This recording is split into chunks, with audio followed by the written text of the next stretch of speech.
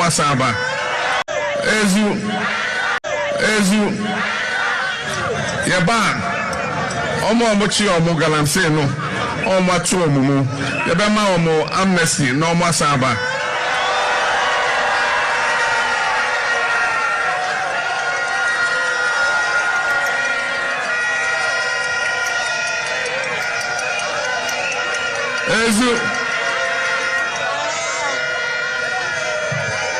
Yojidi say, Emrebia omo from here, omo enu omo ho. Enti yebe yi omo na yama omo another chance. I can confirm to you that you are going to see a fight that has never been witnessed in this country. President Mahama is going to lead a very ruthless and relentless campaign against Galamsey. He has not minced words at all. We had a brief cabinet meeting earlier today, and the president was very clear. There was no ambiguity that he will be leading a war that we have never seen to deal with this canker, this existential threat, once and for all. Mibusa abai. Mibusa President John Mahama. Enti nanu a wote se wa nkrofo ni bi tu galamsey no. Why you modern? President John Mahama. Mibusa se nanu a wo se wa nkrofo ni bi wunnim so mu tu galamsey no. Why you modern? Because enema hu se mo bubo na Akufo-Addo die se na Akufo-Addo esai wuntumiti. Enti mo bubo. Na wa nkrofo na wo ya aware wate national security akatel say omu ye galamsey no. President John Dramani Mahama, Papa, respectfully, why you omudain? Kama ya di wuntumi ye season in your mano. Na onko sa forest ni mu. But galamsey da so koso. Nti e tell say enye wuntumi se mususu se oye galamsey ya anaso ode na ade ama obi amane ye galamsey ya. Galamsey ni da so koso dika. Galamsey ni koso under your watch. Tina nano me catch you say national security ewo cameras a be bia wo Ghana ha bia no omunim krofo mu ye galamsey. They know. Untimi nkanchem say president aye mau briefing no. Unim wo NDC for mu ye galamsey. Yankopon kwa na enokafo. Ebedru baabi me say ebesesa. Na esesa nso a te say de ka no na ano no. Ebeka ne pepepe. Ebema nkofo atiase. Ebema nkofo ahu say untimi mfa nipa a life eni agro. Things will change. Ato forcing. Okoka expressway. Wentimi ankoka bypass. Eno ametie me makoma ye me hweme say na de akra sembe ni. Yewra ato forcing. Expressway no. Osi we twesika to special fund accounts bi wo Bank of Ghana. Sasika no. $300 million. Anka wi ya wo de be wie bypass no. Mpacho tie o. Na no ne etia ne aka to se aban expressway ni ye. Na mum na Akufo-Addo aye bypass wie NDC aban amfi ye. Enra ye rato force na nka bibia head of research so can be aka kire me or can be for expressway no not the focus here on big push projects no me na expressway no na wo ba be ready budget na two parties say when sika bia mba me expressway no e can say bypasses no which is key me amusi mi ato forcing enti say the can why wa adwen say expressway no so no kure wom ne say ye di kan ka to say expressway no President John Mahama ontimi wie ansa no afiri so na ne amanyofo ye ka maso odin sa. This is the 24-hour economic clock. One job, 3 shifts, 3 people. 1, 3, 3. One job, 3 shifts, 3 people. Obiabe didi. Ezu ni anawi nurse ni anawi ojuma nipa awi ejuma yebetimi aboa onu esidan na debia bosombia yetua oka ne ate okakra yebenya companies bi na omone banks na yejuma enti se onim se woni oma eba ubekwa ko hu omo normal bosia sabusia no di bechia aban to oni gapo ha ne eto bia ewo ho na we container si ya no moyi e de akoto terminal one aban ni asembia. We shall reintroduce automatic posting of teachers, and we shall scrap the teacher licensure exams. Afeso ya green say koko na debia ya de kwa manone na yakoye nwedwuma ho ne ya chocolate ne de abre no yes ya bre ya pese factory na ya de ya koko no ya de ba bibia yedua koko no we for no fifi ya beba be two borehole wo ho near the polytank si ho. And I can assure you the price is going to be a very, very, very good price. So those of you who don't have cocoa farms, go and start looking for land. Is that in the first 120 days, we'll provide the seed money upfront for the Women's Development Bank. 24-hour economic clock. 1 job, 3 shifts, 3 people. And one of the things we'll do when we come back into office is to complete the 200 community day schools that we began. The Agenda 111 hospitals they are building, I'll continue and finish them. Our president is an over-pumped sports kid. What did you say? Our president, Nando Dankwa Akufo-Addo, is an over-pumped sports kid. You're calling, wait. You're calling our president a kid. Oh, he's behaving like one. He's throwing tantrums. Isn't that a bit of a low blow? If the president, a man of almost 80 years, you're calling him. So then he should stop behaving like a sports kid. Our president is throwing tantrums on the international scale and embarrassing us. It's like you going to a church service with your child and your child is rolling on the floor and screaming because they didn't allow him dip his hand in the offering bowl. That's what our president is doing. This is the same man who ran around with his rating agencies and their ratings when he was candidate and used it to poo-poo the Mahama administration. He has overseen the worst economy in our country, reduced our country's economy to junk status, toilet paper status. And when they are telling him, he says that why should they tell him the truth? Our president hates to be told the truth. Now the ratings are getting better. The ratings are getting better. Because you are not paying your debts. Incompetent and useless the president is. You can't say it any way nicer. And this one, when I say he's a useless president, I'm being very charitable and nice and kind to him. Because the president sits on his ears, so he doesn't hear when we talk. All the difficulties, negativities, obviously, I know, I could tell radio, so they did do attempts all day, all night. I was also need because we could come here and say, hey, I don't for I mean, all of these things, but they don't disturb me and they don't derail me. They don't divert me from the project ahead of. When for no 15, you better be 2 borehole near the polytank is you. Who's a galamsey? What do galamsey dear? Baby, I can't on NDC for a person to also a bam one.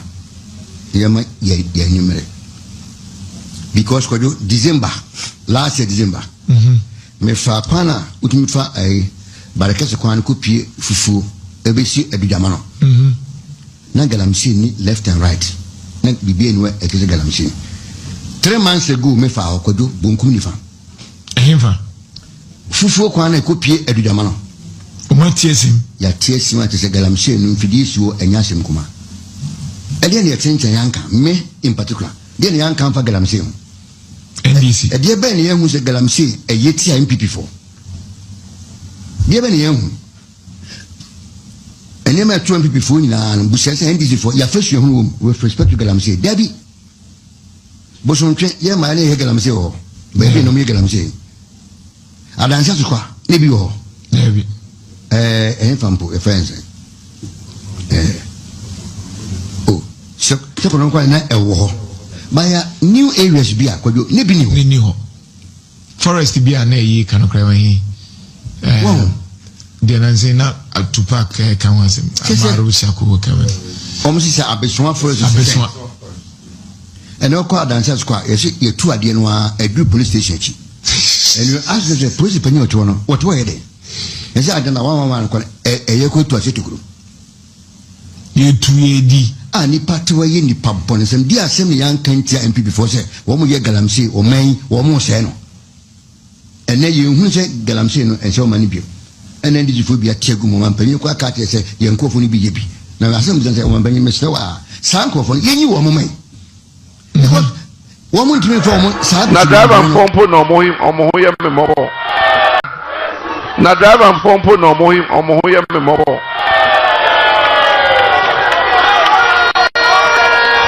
driver for no mo ho ye me mo if you say afi de omo hwe petrol no bo biom okoto o hwe biom if you say wa bre debia epeja enti driver for entiminto uto petrol a uye adwuma ma petrol no ene wo ka awra wan kasa de ukofia wonsam pan Nano 2 weeks ago, and I make as a president. Yeah, one analysis catch there was say. Time abe expressway nani pewu. Ye kanwa. Presido, Papa, nation builder. Nano make I say. Time abe expressway no nani pewu. Enti pape. Ofo to some for say. What the 1.7 billion akwa kotufu tuobim alokeno. The guys all they said bypass. The guys all they did was to repost it. The guys, all they did was to repost it. They have been arrested in handcuffs. They have been in police cells for the past 2 weeks. Therefore, someone, okay, whatever it is tomorrow, the entire country, we are showing our faces first at the Supreme Court, from the Supreme Court to the Jubilee House, and to tell this government that we will never sit for democracy to be attacked in the manner they are doing. NPP communications officer, Owo Asante Achim South. Dodo na afeno Papa Rich. Oye adwuma wo Ahwenepa FM a wo dwaso. Owie na adwuma eno anwumre a yesi national security akwakofa no. Die ntino makofa no. Yesi wo post bibi e social media. Me hwekwa na nka makan yama. Yesi film. Eno yesi akwakofa na simbi e social media te isi dan na Ghana de ye wo emrabe mienu. Ye wo womo a yeso mo aben mu a oya na emra na jawo. And you omo so a omo awo position a we are not emrano edoko we na opposite here somewhere in West Africa. You can dupe your state, run away when a different political party comes to power, convict you, get you extradited, and when your party comes back to power, you will be free. Is this country a safe? Is this country in safe hands? I do throw you. One more Ghana di, one more beer di, Obo Africa di. I throw you. And ya be fano. Ya be chino. You be go. Wow. Ya branch ba ko e friend of General Buhari. Say omako post say President Mahama ne national security coordinator na mo na national President Mahama ebo 150 million bi so. And umbusa say na 150 million no na sika ben. Ya ba be chino. Damwa ono so sa video ye. I mean, the impunity is becoming alarming. President Mahama by from 2025 yeah, be 2026. Yeah, children call for be dianan. Pay 40 because Oma can see me and ya bind it. Because Oma can see me at President Mahama. Now, where from this? The person could be a Kakabwasha Yem. And as a Ghana Brano, your Nyachitri and Yade Ama NPP for, and your Nyachitri and Yadama NDC. Into President Mahama Babe Moano, and Osma, Honorable Dominica Yeni. for court 5.7 billion Unibank scandal na da hono you are kwabnado for any governor also any nipa be nkunu no ona fakra ka akọ ne kutwam se woni interested ye hia ho achi bia court ahwese ye ni asem no ni mu se be bi esika wo no o se kutwam o sa asoma ne biem cocoa board scandal Dr. Puni any nipa be you know se miensa no mo ka ho mkonkutwam menye interested bia seglement ye the $200 million di ama Yura Collins Lauda on sisi dan o si dan ne mu be apem o si mpemu no mu be apem no hu be esika nafa o gina court ye busa no Yura Mahama say court kutwam because abre no na Ghana for ababum e di ama no etu hu no say Ghana no ya tawam no wa fa Ghana no mu no pe no ye Sedna Tamakro, you didn't ask me the best 6-7 years, and you didn't ask me from 2019, and asked me 2024, any sentence, you know. Wama, or Janet, or Kwabuchi, or Kutrabuchis are there 5 years. 2016, and NDC for Kofana Bay. 2026. Kofana Bay, no Crano, or 2026, Capra. Omokofana Bay, Crano, a US for the mu who says, about. Near US authorities are and almost slow from him. Said Natamakro, no, almost Damagana. No, Baba had 2 weeks. Now buying can say, Yaha, Nika Kebiano, Roma Pajano, Modern Consum. Utu say, a year, a dear as a sharp say, you be free. No, if they told you, appeal on the coy, or Cobora Troca, one fat in Cata, and Ibuquan. One money more you do, Tony General, acquiring a basa. Why? Because the agenda is to free her. I see. And so, Chairman, won't you on Kutan and Crat, Papa, or no Yagumano, or my Obuquan independent quasa, no so non quasatra, Sabinuma.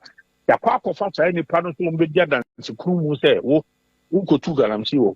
It's Babedia dance for Tia. Chairman, won't you say, I own a mouth pine. Sakona koyo abradan se bia nka ho enso agina so ya de chema ho tumi kofia ti eno na bill condition ya de ma ewo ho 100 million 50 million ya de atoso. This is not law.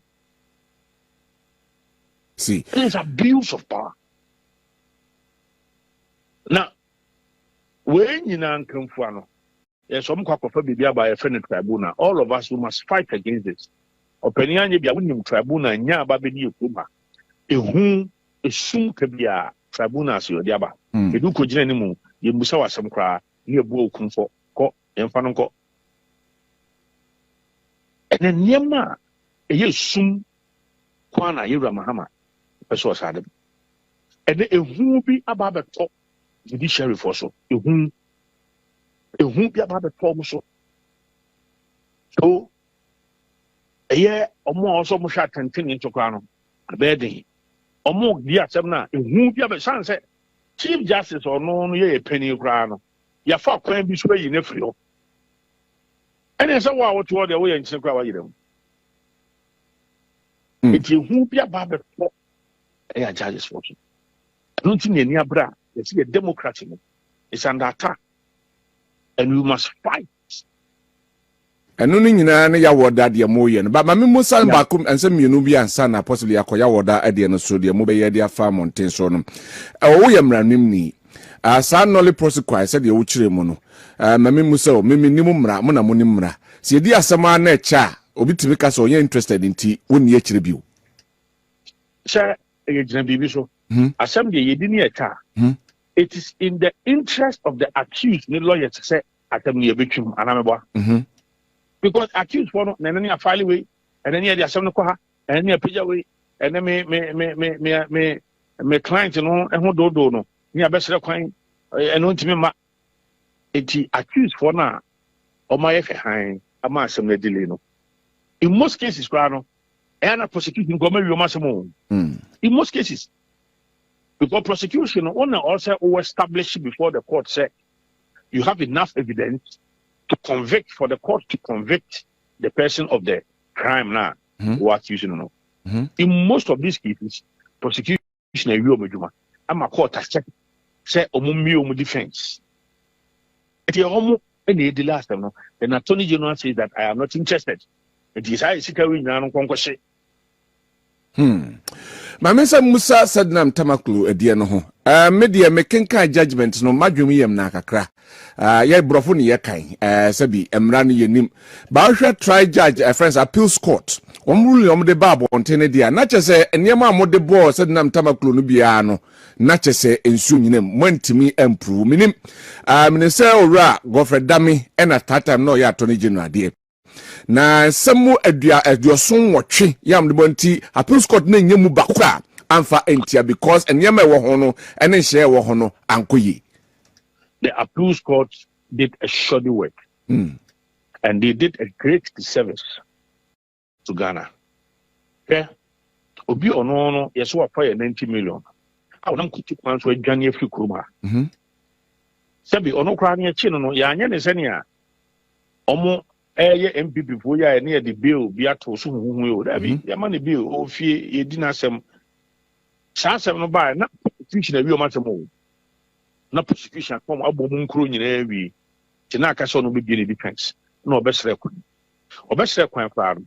Even the prosecution opposed the application and a court granted it said obi yare dia won't be fair no sin kwan nti on komra na the passport e wo court and a court will in the passport the man. It's judging money in the court and no call ya or no one day. Wama.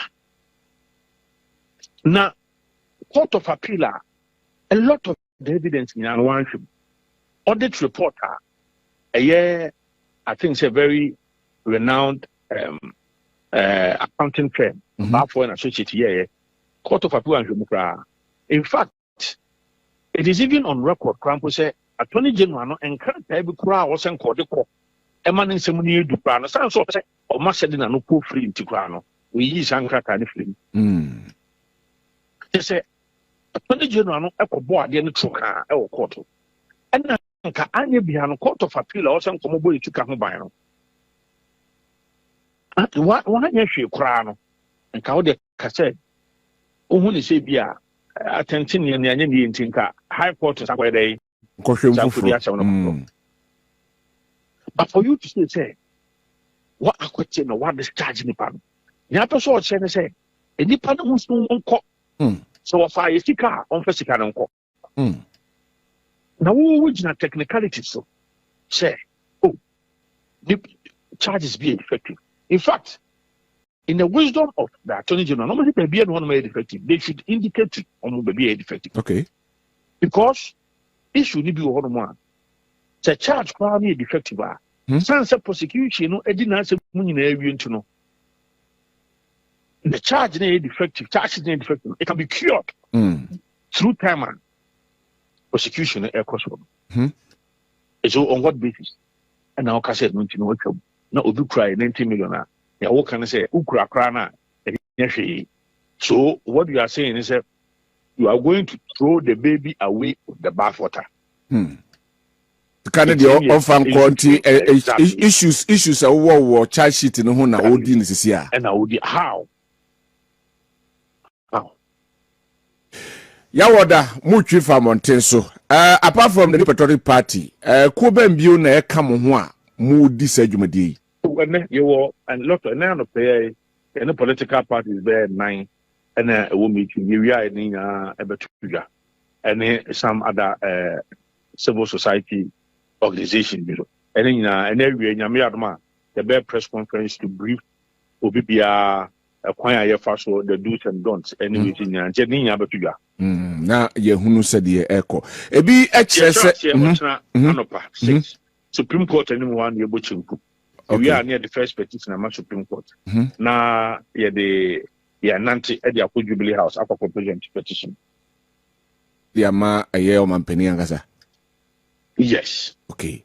Mami Muso na ene yatis police for one she say no at saying. Ena minim song kochana nanka almost omode kai a year heroes beyen sunye omu ye. Enko hajwe kakra.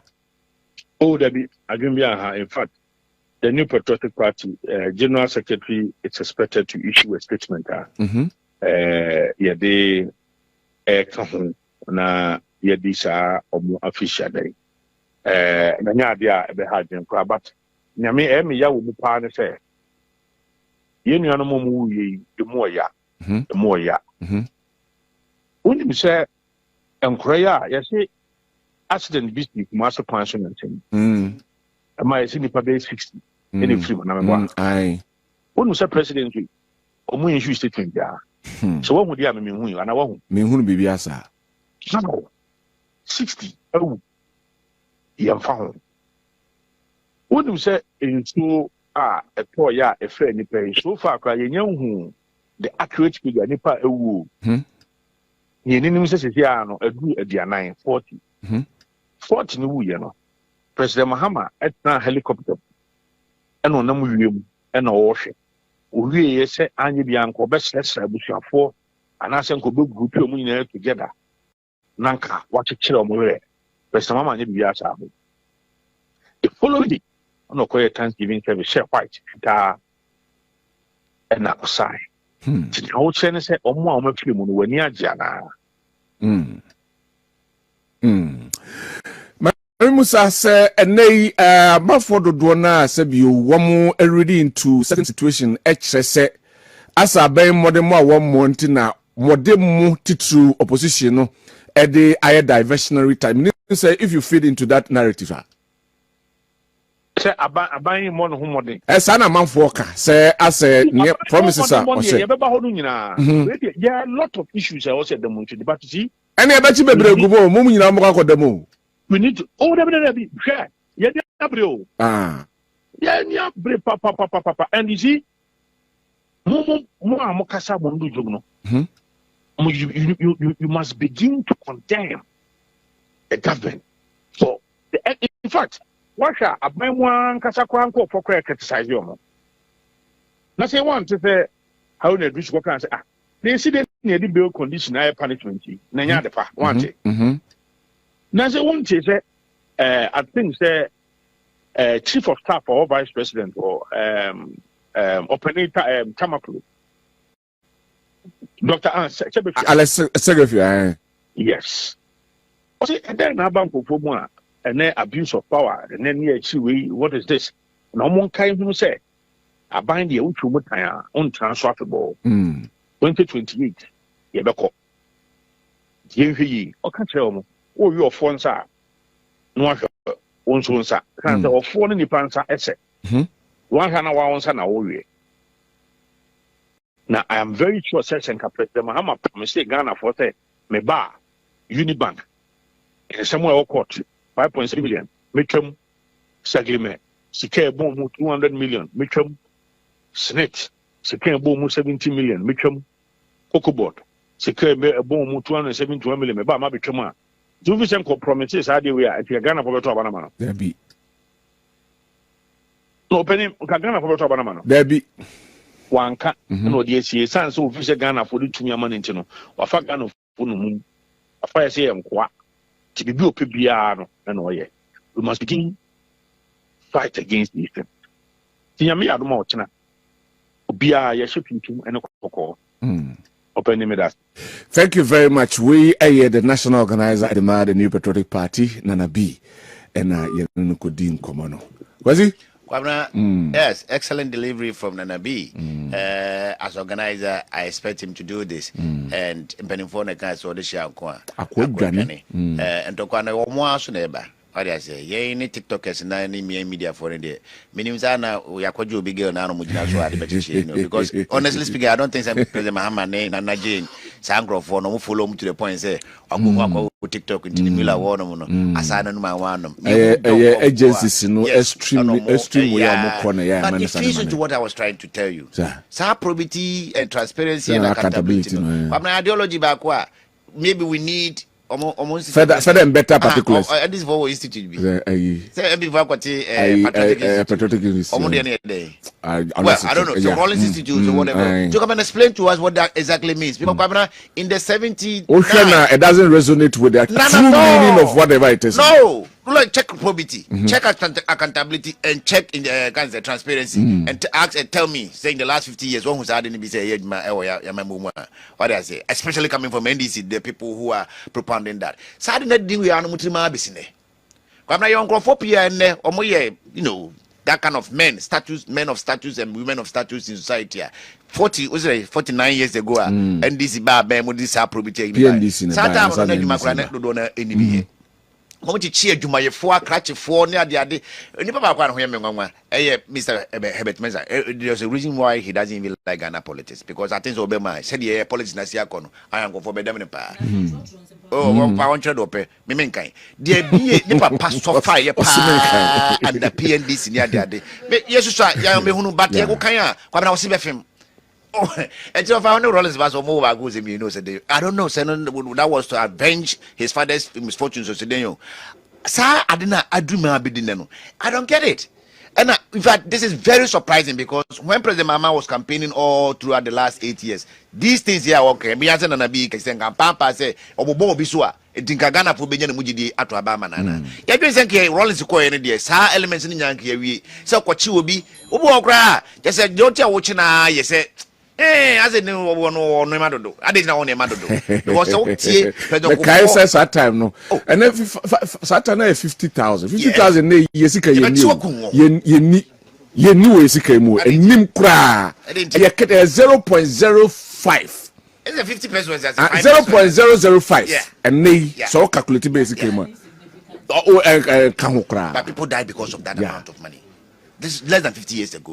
A lot of people disappeared. A lot of businesses collapsed because nipa na who is so anything cry. Was it nim kwaya fast unya usika. Now who is so jani bedo kwaya fast unya musika. Wa ba trans na me no de na me jetu kwaya fast bombre. And they ubiti me gaza Mr. T me iron rose business with one city. And no ya na sa asem no ye me e push me. But I was here be bo asum kwa. E de na ke be ma kwa ma express ho de nka me ma kwa na express na. Eti na nu ntia wo be ka che ne nkoda se wo hihye ne emagu table so me ensa. Ada wo de magician. Na Yesu kra that time na o ma fish no. Eda na no say go for no more doubt take a crown because mpata say no more sabodo me ensa na de brew watimi aya eno ye miracle and I say wo be ka che say wo share adwuma ase no e say omo that time no na omo nye business proposal omo nto business proposal that time no na omo nko business plan be any na afi omo ni funding be omo seek for funding so how did you do it eti u jump from her me de yimi ensa na good table so and I me na mu ana nkakra bi okra me ko agege odi agege tape by but how you had the money from the trade to the if the people who were called back into those tribunals in the 80s were given chance to even explain themselves this way, maybe a lot of them would have come home. What I say? Okay, they were not giving fair trial at all. They were not. Say I don't know what Ghana ha. Yen mapetesi. Na wonum je chankis. Unya eskawe he. Okotone hwana de brewo. Kumasi o nyase nkran ka beka se report na kunya ba kumasi de hwana sa de free nkran ebrewo o ba ne ya chire the last time Asante hine kosra mampanyi dada oka ensano ho was say unya sane we small boys abasika for them e bia na esisi yeah ukokofi djuma ho reminiscence it's so backward brother. It doesn't have to take the I don't do that. Emma, any was here, Chema NPP for and sorry, because I am way. Me have been saying it now. As I come a what to become for 1 hour, you're going to I don't know, you're not scratchy. So, Udin Coachia, you move be a drink cocaine. Sanima, we are over here. What do you say, Daddy? See, and people before you now. Is that how you build a democracy? What kind of democracy is this? Well, so that is it. Yeah, damn people for us. So, my account, so I can count them in a piano. Teacher, me crying no more. Yeah, no, I dear by Faco Jambo teaching. Maybe good day. Now, I don't know if you said one who said Dano, said you'll be signed, Dano need that fool be a share. And until ye be I am fair non to Yadrinechi. Now, MP for you any more, when you want to make no more. Ode kwaye no. No Lincoln Crana, America for celebrating every year as a Lincoln. This wouldn't quite Lincoln fast we or theater air drama and Oman in a feature that. Ne Of course, I go for 8. 1 year in back was you in the feature. The first ministry for bit my parade be on more in honor of their minister. Period. Lectures, memorial lectures. Fine. President Mahama ne one kazi Jamaica over mine. On that mine.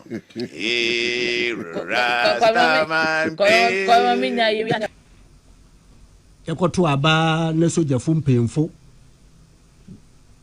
anua wadi 133 by ya ehu 133 mka cho the 133 will turn out to be the same as oye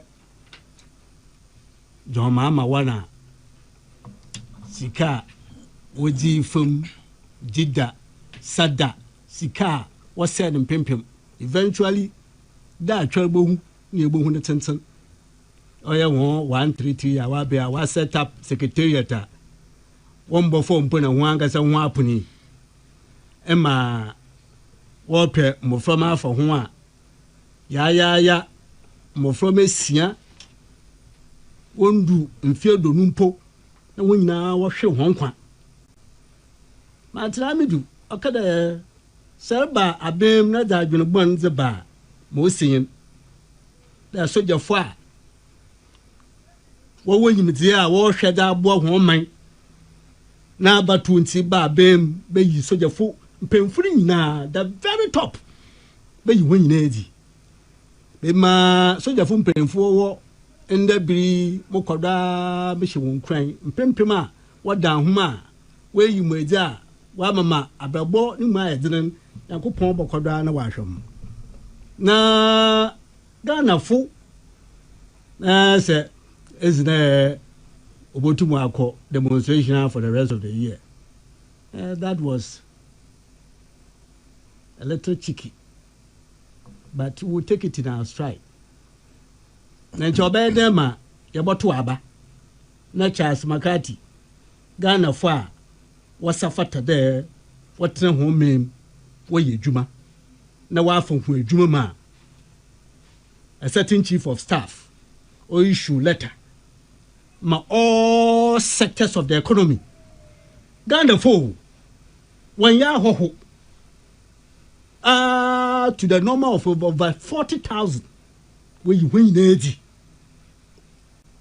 na say democracy na mpempem do ide ye benya edwuma ya tren hia mem na ya bobra na so obi ba na so ba ya do tere ma isn't our democracy under attack na mpempem a wo ba be ma we yi munye ja mo ye Ghana fo a mutrefe ya me nkoda hwom na mo wura ba omia se mo num nsu hontwe ope na mo mmere baba na modi twotu na ya party aba yerto ya to efi polling station area electoral area ya hwe constituency ya Rajab region na motasre constituency mpemfo a we yi munyina de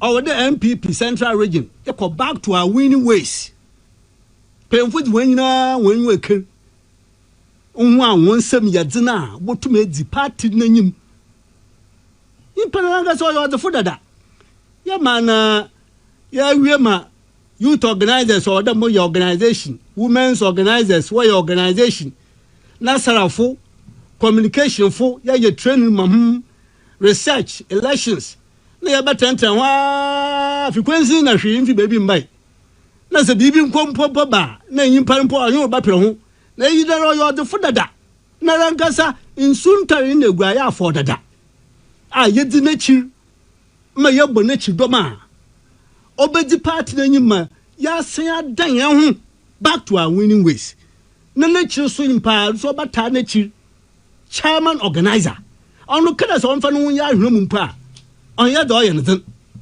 into two strong hands oya owura esibo na importa nachi oya owura kodwo ham hina ya nhwe baby ya mfa ha hodin ya mfa nta ho chi azo mechire na sa oya da agya wona da ma mbi bi ka cha hia de oya Russia no Ukraine walking. On yada Ghana. Us 1,000 and 1,000 miles away. Now you go for Yanwa. These were the words of then opposition a candidate, Ura Mama. And then now you are sitting here and talking about Iran, Iran are they in Ghana? By your own words, by your own measure, are they in Ghana? See where we are. It's a quick one. I've dealt with that matter. Now, Ukraine-Russia war. Now Ukraine-Russia, Ghana for it's your baby. Ukraine-Russia war. What's not play more now? Cause we call Ukraine. We are 7,000 kilometers and San Wakudru. No more come on talk. Then say Yesika sem.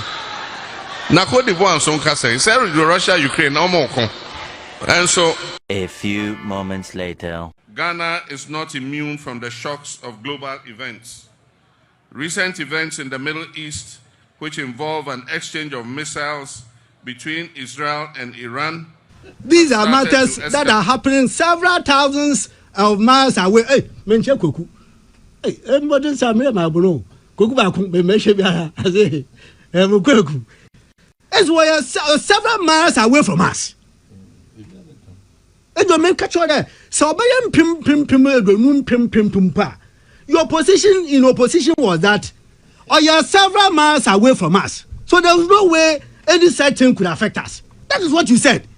So you cannot turn around and then say that, oh, Ukraine, young gentleman says Iran. You said that finito. It is one that is unacceptable. We cannot, in considering our economic situation. That's what you said. It's in a my corner. A rabbi said, is he making extra effort? PC extra effort to crack with that or double. Godfrey dominating them. But if you say this, it shows crass incompetence of the current Attorney General. Obi Abatia radio do. Oh, Bobo Godfrey Daming. He must be dismissed in limine. What's that there, Nana? You have an Attorney General who came and took charge of all criminal proceedings in court. Nana, that's Mamiche. Attorney General came. PSA, Attorney General came. Files were handed over to him. He became the man on the spot. Took charge because Attorney General knew tomorrow under the Constitution. On the criminal proceedings on behalf of the state. On the woman to me there, Otana Mono did the management. About Attorney General in a space of 1 month. In a space of 1 month. No only prosecution with your year. Over 7.2 billion Ghana cedis. Are you telling me that he could take charge of those proceedings, criminal proceedings, and yet didn't know that there was this one also pending? If you came and you said anything concerning someone who had left office, then you are only implying that the man who came after him is incompetent. Sir, but then maybe you are not listening to yourself. Make a show. Let them play. Let them roll back the tape. I'm fine. What you? I'm telling you. It's Attorney General that Dan go for Brodo. That's what you said. I am telling you. I am Master. I am telling you that as many who NDC. I'm saying that many thousands who were listening on this onto this program heard you say, damn it, you mentioned former Attorney General. What is it? Is it that argument and seeking to push blame onto the doorstep of Gofredame, it exposes them. Because once an officer has come onto the scene, the officer takes charge of all the matters of the office. So when anybody sits on radio or television and decides that let me, for purposes of propaganda, Yangu opinion, he must be dismissed. That's in fact, he has nothing to say. Now, sir, Ishama, Oya Ura Dominica Yeni, Chief Operational Officer of you are interrupting me.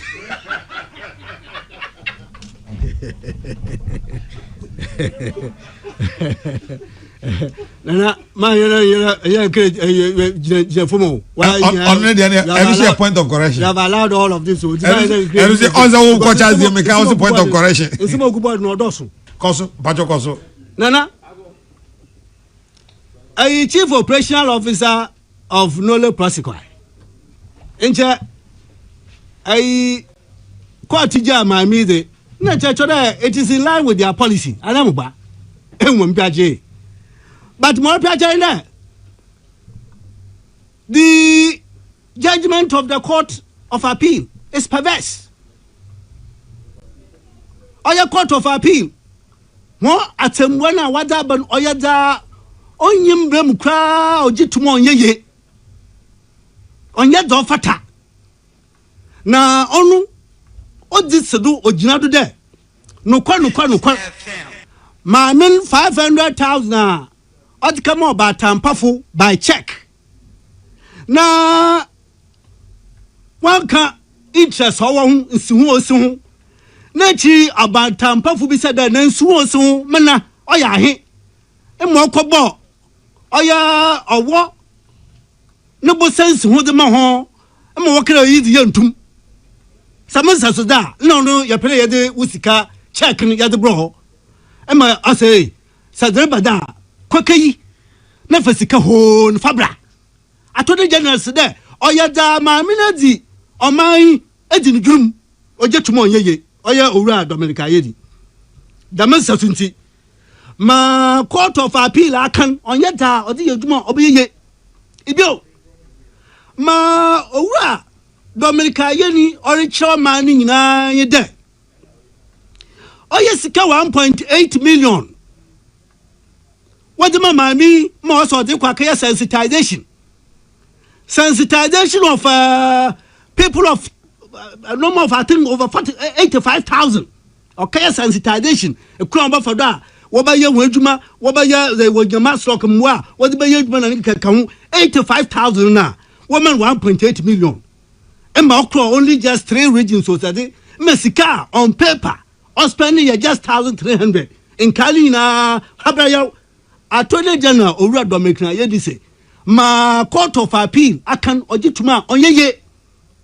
Hwe da kantamanto ija to kantamanta empempema mo kantamanto wo tem ema Ghana o man nyara ayan hihye impa nature pad yana nkasa na opam enti Ghana o man ya ba bobom na kantamanto Mrenta nketese kaka mroye ijashwon na yambra na mbobom mami fasikata 1,500,000 fakokoso hasinum enshishale chede just a little over 500,000 no this by say close to 1 million ayo banase owura aye ne se ogituma onyeye hwe nana to the extent there kasa 2016 December, ordinary Sashasi, other mine, other teacher mine come. What's a car on the market? On the ordinary market, one what on can 47,000 Ghana cedis.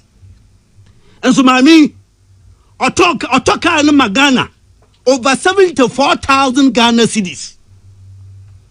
Dominica, you say, with this some. epo bwa sama oti da mede ogituma onyeye onene sasunti we twa the mo de obokọ oye Supreme Court ye kese kwampo wa kira wa hye oye Director of Public Prosecution DPP de onfa enka tanko Supreme Court no onko hwe na fi onkama court batan wontre da masemi do na ma Court of Appeal wo ye ombol tension na ma mbra osedo onye mami onye di na on this matter me wie na fi maka NPP de ho kakra na chi ma etum sebon Charles ai ehwe mbram hihye ho ho a wo fa Court Act 1993 Act 459 eco section 31 mo chayi o say appeal in criminal matters allowed on substantial miscarriage of justice. Charles is a tema. And so now all prepares form. Oh, no, me minye na fi mo kan NPP asam. Me dey say me ma time ti won na we choose be your person defa. And then just said na make ya na prepare to land in the next 2 minutes. Come sit down by ya of 5 minutes for me. 2 man 5 so. And you hear emre wo mkaka man 5. We na say man bampa. Okay, so let's strike a deal. No, say we na man bampa. To obu tie. O de tie. Let's strike a deal. Yeah. I can give you 4 minutes. Oh, you're 5. Oh, man, maybe I'm me pay. Me pay man, maybe time na can me ma 5 minutes a enye yi. Nana why that one must for the I 5 more. Ekuma committee. Tie wo de tie. Mrs. Ekuma, I committee. Nyaza bekum, nyaza bekum. I ya dey Ekuma ya dey committee. So your 4 minutes starts from now. 4 minutes starts from now. Okay, then no, maminja na because MPP mo no dos. Maminja because the Court of Appeal. Yeah. And this is for education. Nana. Yes. I say subject to subsection 1 of section 31. I say subject to subsection 2 of this section. An appellate court on hearing any appeal before it in a criminal case shall allow the appeal if it considers that the verdict or conviction or acquittal ought to be set aside on the ground that it is unreasonable or cannot be supported having regard to the evidence, or that the judgment in question ought to be set aside on ground of a wrong decision of any question of law or fact, or that on any ground there was a miscarriage of justice, and in any other case, this is the law, and in any other case shall dismiss the appeal. And so today, the basis for a court of appeal or a higher court hearing an appeal, the basis for allowing the appeal must be one, that the court having regard to the evidence on record, the acquittal or the conviction or the is one which is not supported by the evidence. Evidence now over the court now court we no kada idifo and then ye jawod some evidence now was to idifo and then ye janwa on yet or supporting on that basis. The law says that you can permit the appeal. Yeah, permit the appeal. That's right. If not, that's right. It is a anyandam. The next leg is there. Considering all the circumstances and the record, the evidence on record. So yet a judge obua loan oya mran one can ye, and the fact of the matter no one can ye, thereby resulting in substantial miscarriage of justice. The minister of Mahama today attention be abba. It is according to Oshe. No so there evidence or and ben to there papa another wafan na court no the man when two man ben one chevye fact so the decision on the fact so are wrong. Then that one to the court must allow the appeal. But otherwise the appeal must be dismissed. All right. Oh no. All right then. First of all, but are you saying the 5 minutes have the 5 minutes long overdue? Okay, sure. NPP. Welcome. It's welcome. You are interested. if you go further to even criminal and other offences procedure act, or 1960 Act 30, section 406. It is in tandem here, and it even adds further. But on them, the member continue. Mamusha NPP. Nana, democracy is on attack. 2022. Owura Mahama. Ocho Krata. Atikama. Owura Akufo-Addo. Na on them being wenti. Oyam ya papa. I would have at least got the opportunity to read portions of the letter he wrote to Akufo-Addo. Na Dani.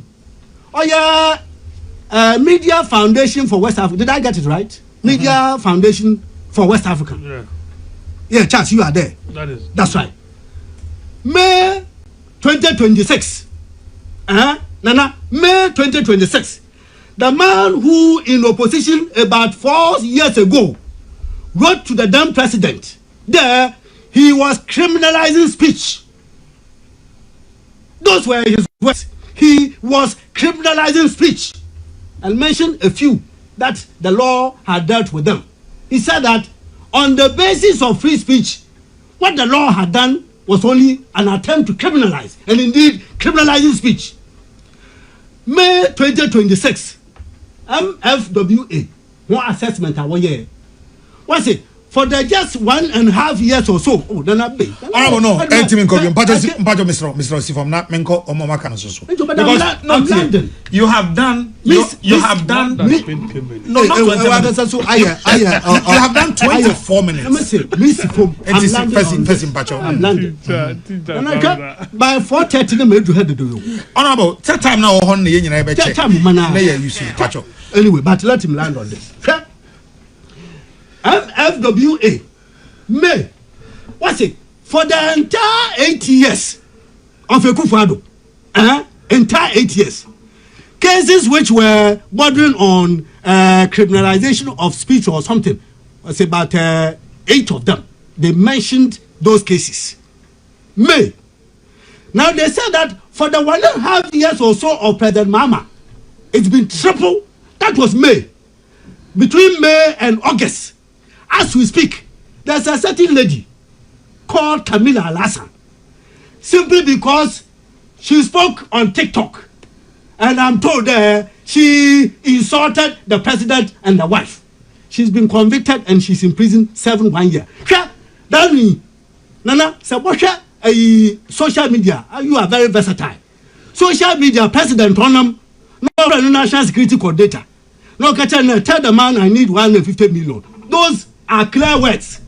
Minister for Communications of Government Communications has clarified that those 150 million that the president was talking about were monies which were meant for post-flood mitigation issues. The guys, all they did was to repost it. They have been arrested in handcuffs. They have been in police cells for the past 2 weeks. Therefore, someone, okay, whatever it is tomorrow, the entire country, we are showing our faces first at the Supreme Court, from the Supreme Court to the Jubilee House, and to tell this government that we will never sit for democracy to be attacked in the manner they are doing. Na driver mpompo na omo ye memobo.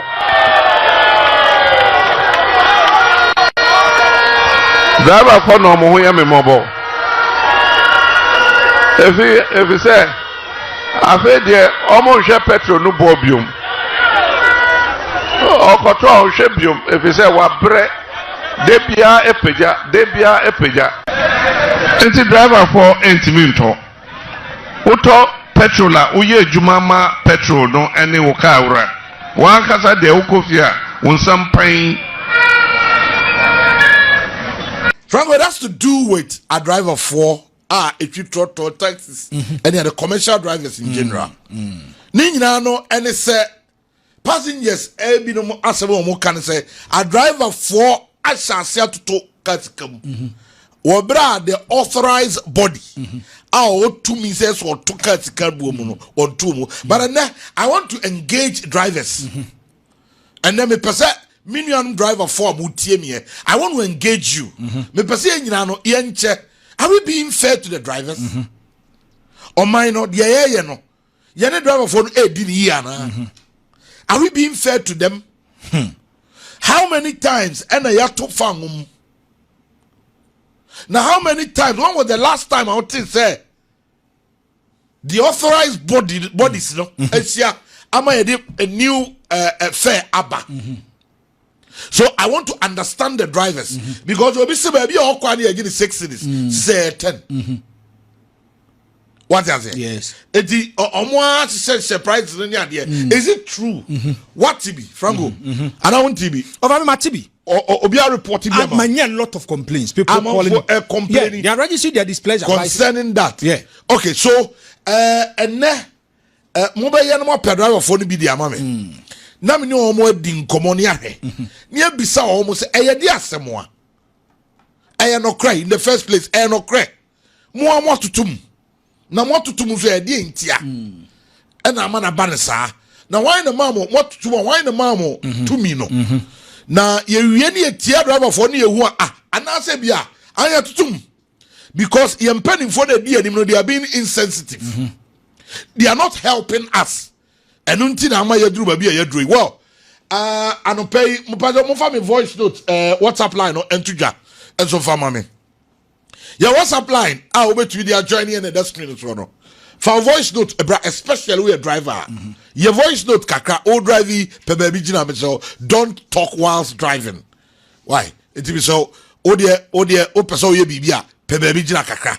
Na your voice note kakra fama me anopai ye nyina ye ho 0240 333 176 0240 333 176 passengers ade na mo so mo ka ye passengers a ye fro hyen no ade na ye ka masono ebu report bebre na mo di abre me na no pe wo me nyina nsikire ne nka no ya fa wo voice note bre me wo encounter wo ne driver for no anya na o faka no kohe na yesen ena sabre bia driver ni no watom oni ne ya adwa na oni ne nya adwen 0240 333 176 0240 333 176 and WhatsApp line emanenwa 30 seconds 40 at most 60 seconds which is 1 minute no we na yekoye nim Franco the voice of the morning baby ejina no and you see me da bia me come say if you look at Ghana na ye wona da bia se me ani anya de man hu say ye no bia se e come once man of people are going to a lot of problems related to this of our name say Ghana ha it is by law and mandated say every driver should join a union over here regulation 121 subsection 1 and 2 of the legislative instrument 2180 provides of a tia or say a person shall not operate a commercial vehicle unless the person holds a road transport operator's license, and a person shall not operate as a commercial vehicle driver unless the person is employed or belongs to a recognized commercial road transport organization. And to obey your commercial driver bia, I will pick up piano. I am mandated by law. I am running so. Say so to me joining an association by the law. Enter my kind on the amount. No fine, you ha. And the transport minister. On December 11, 2025, now about 11:55 a.m., Transport Ministry to enforce mandatory union membership, commercial drivers to ease traffic in Onokai.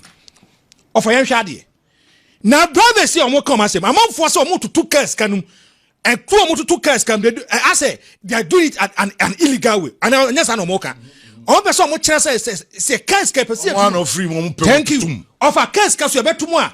It should be in consultation with the ministry and in pay for home. Now I have a problem related to it. Almost company almost joining driver union. Almost me 2 cars come without even the knowledge of the transport ministry. Almost joining union no union. ABO JPR2 your part why you say no. Drivers sit me 2 cars come or me 2 or 2 without even the previous knowledge of the Ministry of Transport. Your Kroma May and now a VIP forecast on to 2 cars come. Now go and listen to GPR2. GPR2 for someone here because Omonyan say make a makeable solution to this particular matter. Okay, Franco Meba. I'll mema kwam ho flow facheme. Na oko atimatima. A driver for or trotro drivers and almost omunya adwuma. Omunya adwuma. The drivers at atimatim omo echi trotro no almost omunya adwuma. As to the reasons why Benjamin and no one of the drivers. Mimisado. Benjamin, good morning. Hello, Benjamin. Hello. Good morning. Benjamin, good morning. Hello. Hello, Benjamin. Bacho, mumma umpe baby nyina na diojina ono on timi kadiri se mumma ni empe baby nyina sa na yetimi na kasa. Okay, enti omo so omo nya adwuma. Yes. Enofa. Wo he nsema ekoswa. Wo be bisam na e be diesel bo. Wo be bisano na e they have a special problem. Near to fear. In a Kaisa wo frɛ aboso campaign for me na ubi so mo about spare parts. Offer, obeje di say papa ne catch us say enye no manya no betima disclose the amount. Of course. And don't mean disclose no, he's going to pass it to the consumer. And to drive a phone. Okay, hello Benjamin. Hello Benjamin. Benjamin.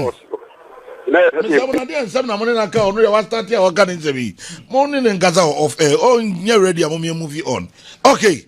Offer. Yeah. A true baby no. I regulated, mandated. Association. There was even a friction or a fight between them. Over here, the Ghana Private Road Transport Union (GPRTU) questions and expressed surprise at VIP transport. Omo be some the reason why omo took case kaboom. VIP phone catch on a limited liability institution. Limited. Omo ya juma pa omo faso. And you talk to for some so ya Benjamin for the last time. Yeah, you know I move on. Na yenko ye nim. Hello Benjamin. Benjamin. Yeah, Raja. That is saying. Boko, oya trotro driver. But who station bay? They were trotro station tapo. Amuya juma ko hin. Get my check at to ediso eputuja. Another one yet timatim.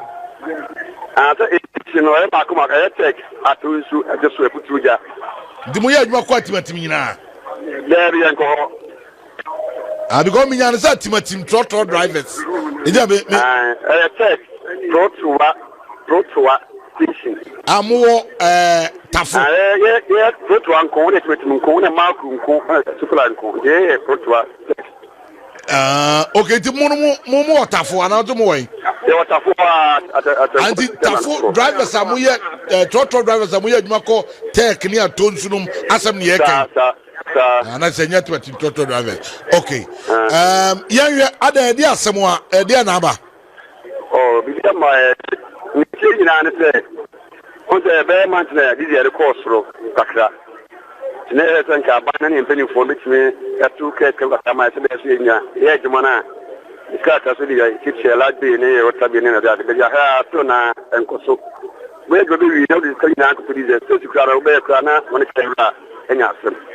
I can say, na penny for so actually, no name penny for so to case can one of my Akasa, no much mamma, Muti and car near SEO Parkinson. The mope say a two lorry friend, mamma. Sir, I didn't hear now, Bentia Mupes to lorry friend, mamma. Such a Didian echo through. Can you also hear a Jumano? The point in Yahe, Naya Boca. Oh, we say to Grana, crazy or living between the Union Pasubia. There for you and Kalai, who are here, which Kunadi. The Massa Human for 2 years. Yes, so much to come. I said, we didn't be the poor Juma, give me the boy, call my actual and Kulani. The Obakaya answer yet to cut come for the last time, the Amamono. Now, Petro is saying, not diesel, is saying Obakai. Nay, say, 10 point something. Nay, 10 around 10 cities. Hello. Also, nay around a day. No, 65, 1 gallon. Nay, say 65 cities for 1 gallon. The 65 they divided by 4.5 from go begin say. And the year 14 something and yet 10 tell you can 14 something. Now they say a cost say 18, 30, you are 18. One skill. Of course, it be 18 point something. It be a 17 point something. 1789. Because you are 18, 20. One skill. And it is almost only averagely 18. Average, one because it be a 17.9 something, it be a 18 point something, 18. And that is a bear 4 to 4 cities averagely. And I'm about 4 something, 19, 17. Nadia and penny for a country. Penny for the Monday, and you know. And then I get the mama who say, whether be our way, Munyama, Monday, but you, Sana, you want to hear Boca, and but you go to Omudi. I am come ahead and be at so good. Go ahead and but you then I say, and yet when we came here, can let I be and could have been. And they say a Batafo station, more we Juma Kote, Katonzune, areas on the Abia, one Yajmane.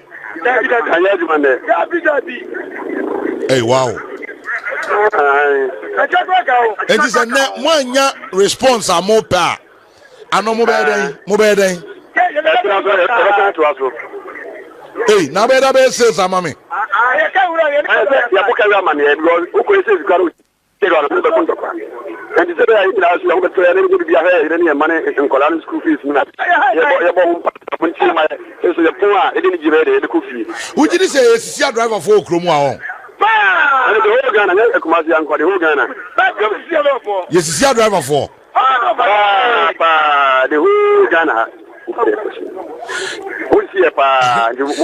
I brought you know what you are already. Papa,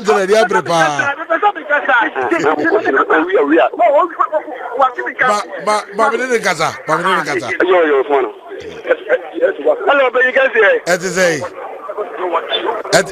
Good morning, sir. Morning, at the say. If I told Daruma, and the car, and I want some. If I don't think I say, yeah, what is to make us away? Yeah.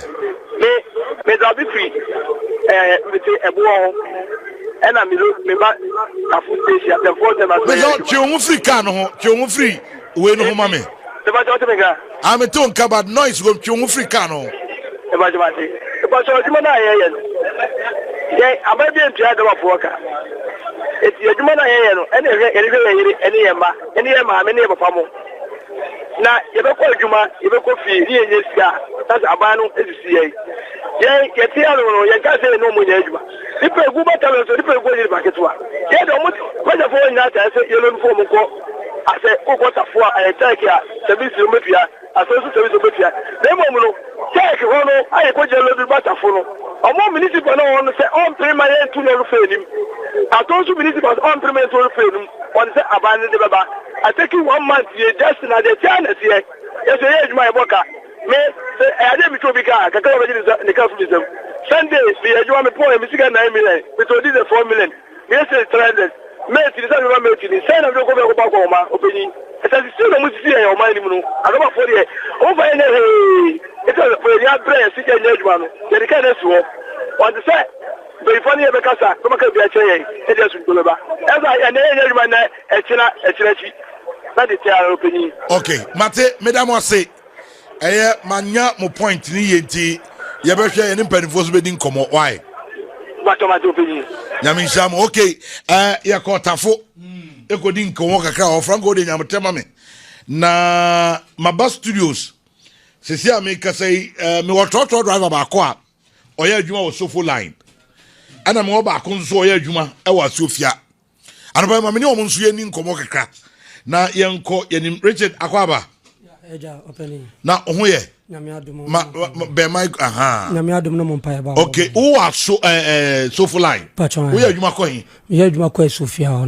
o di fi so fola kwa Sofia ne barkesi na ne barkesi eni ade adan kwa me na na ade di asema no pe de ba ha boni bi ani e de di medical acha motifo ne to so ye ba amani aye hu wo toto driver adwuma no ene ma e ba se ene yeso ye de ye haw ne amani e ba beto ade mo haw pa de say ye bi haw a e wo ma de di kan eye ye fu esem de to so mienu ye spare pass esem no e high pa de to so enan ye mpanifa e shoma se a omumwa ye ema adwuma no enkoyi ema ye ya do but for ben no GPRT for the another info say GPRT for okay e je just for free for I day say for no penny sabi ka frache enne ma first cap 4 million na 5 minutes em koto fu en me ko machine me ko ne atum me san ma chi enye fu so ye free station so ya de bia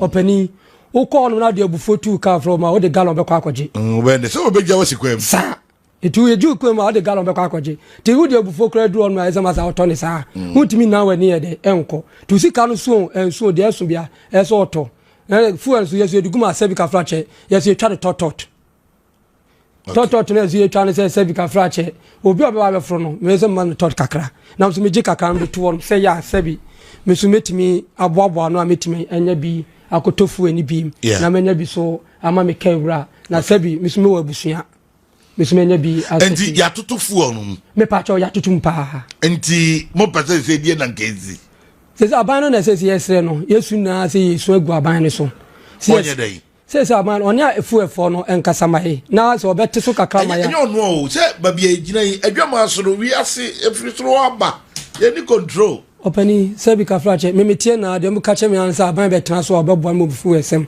it is aban aba be transfer no mo bufu esem sabi ka frache wana me de mi sun kogu ne so e aban esem de gu ne so committee mi fan kogu GPRT ni so meet me fan kogu obi aso nti aban na mama hu se sabi ka frache ona fu esem no wona esem dia aban kra nche se diesel be 2 cities free so opani say diesel motor say say diesel 1 gallon akaka na 200 cedi what the 100 divided by 4.5 na 4.5 na me hwade say I don't know is 80 something going the diesel say 18 18.71 18.71 the 1871 divided for 45 what the time say 4.5 now 1871 no when you 84 Ghana cedis openi sana aka 84.195 and you are now 85 sa into openism ko tofu we say misimi lodu from Sofola or Eko Sofia misi Kenya so 78 cedis na okwa 1 gallon openi say me kwa aka na ma intimi san fama na just o pebi kan na just o peka kra kan ba say to cash kan mamo openi since ya na so ya to cash kan be pim ya to cash kan bi ya to cash kan no na motor diesel no be say ya to cash kan no to diesel no 60 cedi 60 na motor gallon gallon no 60 cedis 60 cedi okay and I say ako 84 85 very good ya da so juna wa is that na diesel 13 cedis sa nti be 20 something cedis 20 be 4 cedis na wa be to so gallon no so yes nti eno no edreni mo driver for no but nanka bia ya bibia ebema passengers ni ade nyina no bibia betuatua bia oh okay na mo pay for say ya pay for timi nkasa omonka hwenkyere tete abaya se sabi ka frache wako du bebi na de patapa ye fam kakra to de fam se fama wa na fama wa se illegal and the adwuma nemra adwuma nemra je adwuma nemra illegal de se de bebi adwon ma illegal what that because they are not police be chime anumre police jina kwa so edi mo anu mo fa okay on the normal way from Sofola into Atontu Sofia mo je say yeah di say by say mo running up Yeah, the young fan ram, but you do not say one over station there be transit. But me tell him baby Kakradia, Veggie Abrosaka. I'll ask you with him. Tell my fan tender, may the magic. But I don't know. Omunya mwana omuchichiburo. Sir, and also no. Okay, well, original DJ, and so DJ Akwaba. DJ, I don't voice of mo. Ana wanimbre. Na meni abre. Abana fura ka ose ko pa onye serious o pay. Meni abre. DJ Aboko. Pachi bia boko. DJ wo ye adwo. Me adwuma so fly to Sofia Barekesi. Amunyina mo ko the same eyi. Enti o problem ne dey. Problem ni ye diesel na. Okay. Diesel no ya ne to abanama Mr President. Because ye to lolu frem e kwa 3 years ni. Na ex president Nana Danko Akufo-Addo twa ne 3 years more no ebe kofo no ote so like oto so my ne say ye nya adwuma na from ho no ekọ no e drop back akra e say diesel ne sakosuru bebele nti ye adwuma na ye nya sika endo amekọ Sofia 6 times 6 to diesel 5.4 6 times no to diesel 5.4 and sana me time can ma fail that is 540 Ghana cedis it diesel and me ye bre. And apart from now say also got 6 times because 6 and 90 times 6 one thing 540 now to diesel say to diesel 5.4 me to a diesel JP so fly on no na you are better now on kra no on say o hwe on diesel no wo form chain go you know honey yes o fuel station di okay o de kase ba bi o ha ne board because be advertable bia okay ye nya obi antu escam me ma be advertable bia ana yeso fly champagne fu ase ntimi fiti ye prekope entu lolu fe nim e CCDs na ba mo no mo bo wa no netimi e bo no short ana so otimi tum en de illegal yeso fly champagne fu ase a untimi fiti prekope se wa fo ne de omo no timi bo no short e de ba no free station wo sha ho achiro bia no adana wa e ho de era o de miao obi obedi adanse o so fly no Sofia on yati station wo eti obi a oba so fly be o rest station inside wa fo no gina kwan no enti empenifo no de mabombo nti obi ekọ oba ofro Sofia ba so fly ne de onya straight car ono ogina wa onim se wo ye den a car be den e be ma na fo ni CCDs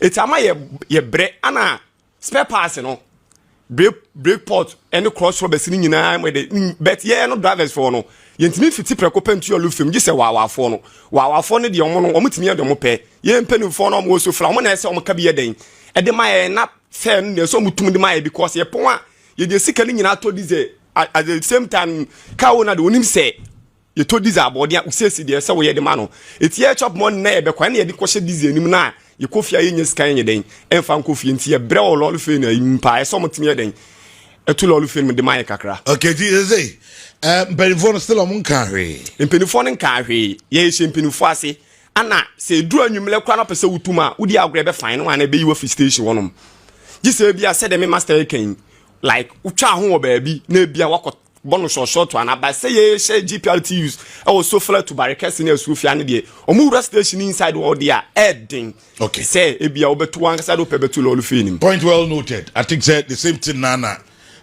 munyina no moka said be ya nyina betumi ati aseti Richard asebe na de betwato ni asem kakra me di twatwo ne say first of all e bi kan adamase ada ye mpenifo bi ase kakra na de to say abana na say bi kafra che yuguso esre no ene ye mpenifo omo na aban kasamaye because say ya do afo no ye ni ano this e bi mpenifo no ene ne aban ebetima kasamaye na omo mo ye kakra say ne fu en kwa no bete so ne ya mente ayi scano fe ne dia ke penisa se bi eso ebe ne bia ma abusuafo no ti kakra mo kan eno no okay mate DJ ti impelifo na se de be sele no ebia because per person de we den a omo de obia pe no ye den odegye and sometimes de wa afara no what o say police for no eba anopa o Islamic no ma beje omo de ekọ ebo 9 to 10 a na bridge no so no police for no to ham pa ana uduru ji a ombeje wo kakra udu keti apampa so ombeje on a good day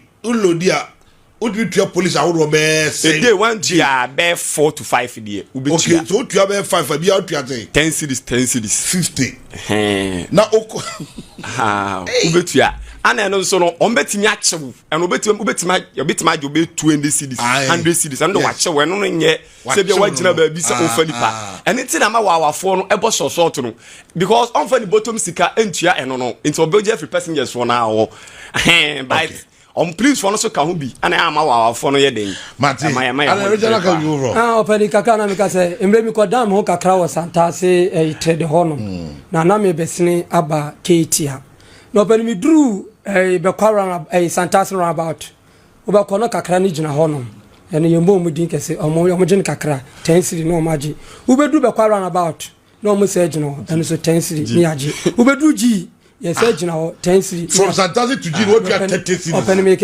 me can wie me se du pampa so a me se twa na me du 2 for state 40 me se du a me se twa 50 and san ma dan me ti se me twa we ni na me kwa kodu so open me ba wan na me nyi scan free no nyamia very good. To force madam what's Okoka expressway when timi ankoka bypass and na metie me makoma ye me hwem say eh na de akra sembeni yera to force expressway no wo se watwa sika to special fund accounts bi wo Bank of Ghana sa sika no $300 million anka wo yi ya wo de be wie bypass no mpacho tie o na no ne etia ne aka to se aban expressway ni ye na emum na na kufa do aye bypass wie NDC aban amfi ye enra yewra to force na nka bibia head of research so can bibia ka kire me or can bibi for expressway no not the focus here on big push projects no me na kumase expressway no na wo ba be ready budget na two parties say won twesika bia amba me expressway no I can say bypasses no which is key me amusi mi ato forcing enti say the can why wa adwen say expressway no so no kure wom ne say ye di kan catch say expressway no President John Mahama ontimi wie ansa no afiri so na ne amanyofo ye kan maso odin sa expressway no ontimi wie President John Mahama ontimi wie expressway na ansa no afiri so. These are the facts. And yet to say MP expressway. O can confront Tiasie. President John Mahama, when we briefing no. Yedi can be catch or say a typical expressway, a betty between 3 to 5 years, sometimes even 7 years. Ya wa kwine bebre wo ho ayentimi wieye. A kwine bebre wo ga se wo kwine kra yentimi wieye. 31. The year 31. 31 so far yanga yibia na ebi an survive ya yetimi nya kwan ada omo meti enimu a omotimi pie se bia memwa bia be yese nipa be 10 ene timi pie ye o maka nyina ahye arehosem a asi ewo Kumasi Accra Road once more enra tanker ene STC bus and 2 other cars crash here and my nipa bebre ahwe omonkwa edru enra na junior sinipa na enso na yehu omo omo na motika no de omo doso ka tanka no de ekoto jam ansuom e ma jano gusu ahye driver ni a uchi tanka ne ebo bridge mu na sa bridge ho no se obeka ya ma betena ha aka ade bi a ewo ho omaye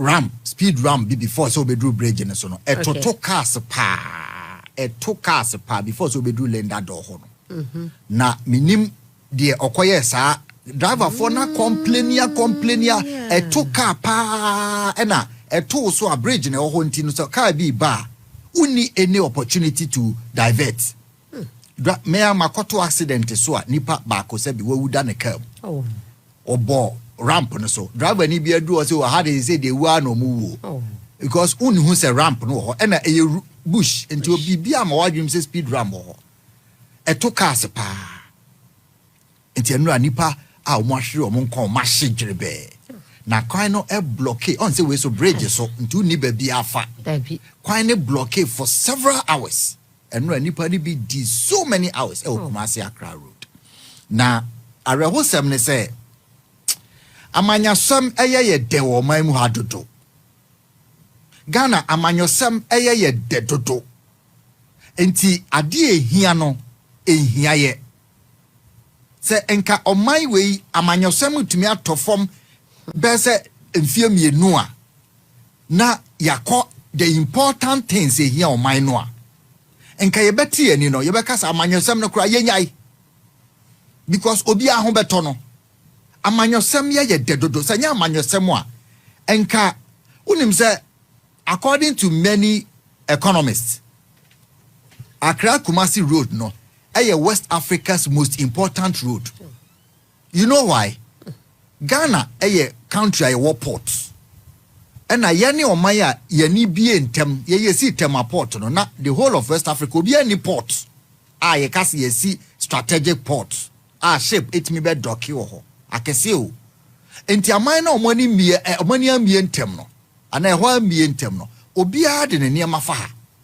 Enti Ghana, Chad, Niger, Burkina Faso, and so many of them, and unfortunately, voter lake edda honti untumi nkofa voter region honko. Nti the ombeya se Kumasi na edda voter lake in China, obetimi de ura interior. And Kumasi no from Tete biggest commercial hub. Edwadi koso no. So musikejetia market krana the biggest in West Africa. One market center yeton bibia. Enti Omana near BNTM say no. Nanka yaya sadima we no. Now we the most important economic road West Africa hano. E dear pa ne si Ghana ho kwan say. Abra ye colonial masters and our colonial imperialists or more ye kwan. Ya na you say car 1902 na car ba Ghana first by the governor. By 1908 na car 16 ne wo Ghana nyina. And in 1932, na ye na namofa form footpath na omodi free crime eba Kumasi kon crime. And na say omodi ko Cape Coast na eda yamransa ho. Okay. Ho na omofa form. Omo twitwa kwan ya na omatom na omo pese omo fa soro so makofa dodowa side ho. Omo so fa wa katamanso na omodi abepie na enkran Kumasi kwan ne de na ho. Ena ma nsuo na ededa ho nti. Until the first time I constructed roadway in 1932. But Gorgesburg in a Mapo road, no. But 1932, no more started construction. No more the Akusi Achimota. No more the Akusi and Sawom. No more the Konka Kranka Krasuhum. Omo Kwano in 1939. Until from 1939, no Omo ye Kwana de Fefa in Krum. Sebe Befa Pidja, Ebefa Suhum, Ebefan Sawom, because Sabreno. Na equino, the whole Ghana cars and had that year equino was around 5,000 cars. Sure. The whole Ghana. In the Accra Kumasi Road, no car faso that a year. Na a new, I say a day. Na a new 400. The whole day.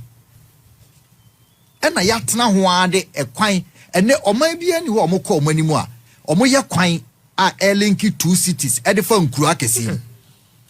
The danger eposu edeman kwadane nipa omokronum. The fumes are ebeba.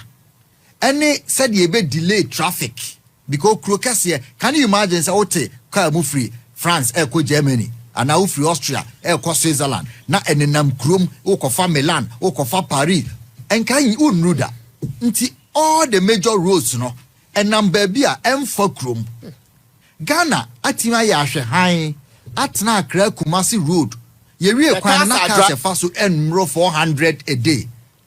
Ya woni me ne car dodo e fa kwan so. Nana obetimi a estimate. Peak period Accra Kumasi Road. Peak period, peak section. Cars 34,000 a day. 34,000 cars. In 2003, na car se fa so was around 18,000 a day. Can you imagine 18,000 cars? I just said there is not a single minute a car entering our particular section. Minute crowd they say what? Busafo asebi koswa. Yem say we say yehwe. You be say to mobilize enkofo a mo free Accra Kumasi nyina. Efi Kumasi eba Accra na mo use Accra Kumasi Accra road no. I say demonstration. Echo Mampanyi Mahama.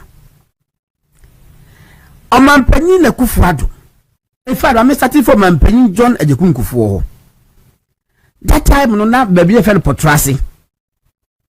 Fache be holo moi. Afa udwa pejwa afa benku so ayi ho e wo baby. Sa kwan na accident testi wo ho pa. Isu sano. Na accident testi wo ho. O man penny ku for ban was wo dabi. E wo se e kwan no.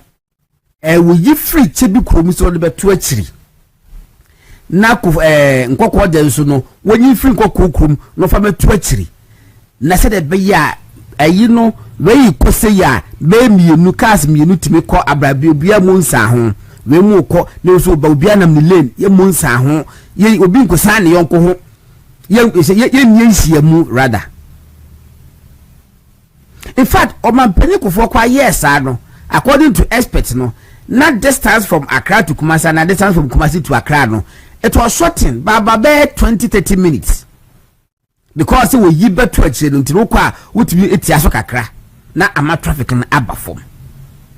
That was Omampani John Ejekumkufo na dwemo do.